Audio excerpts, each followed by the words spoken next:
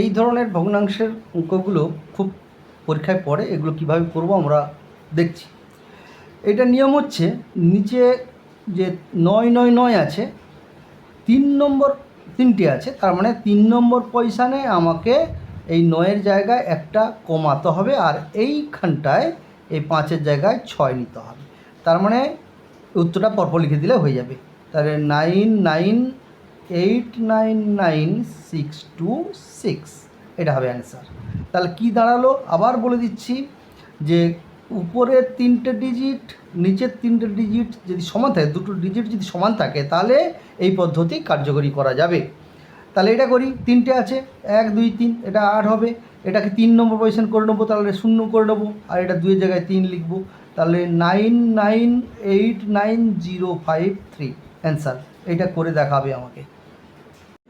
1-এর দাগ বলেছে 10% হার সুদে কোনো আসলের 2 বছরের চক্রবৃদ্ধি ও আসল সুদের অনুপাত কত? আসল সুদের অনুপাতটা কত? তার মানে হচ্ছে এইটা এইভাবে চক্রবৃদ্ধি সুদের সূত্রটা লিখব, P into 1 plus R by, R মানে কত, এটা 10 করে দিলাম, ডাইরেক্ট করে দিলাম, 10/100 কত হবে square minus P is to, আর সরল সূত্রটা কত, P R T by 100, P into R into T divided by 100। এটার অনুপাত হলে যা হবে তাই।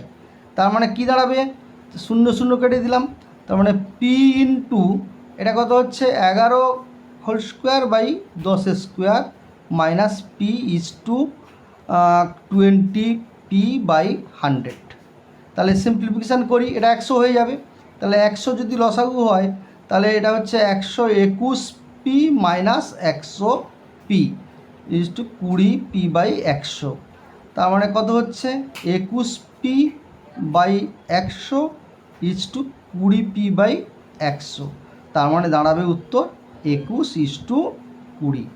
তার মানে আমাদের অপশান হবে কি এ, অপশান নাম্বার এইচ কারেক্ট।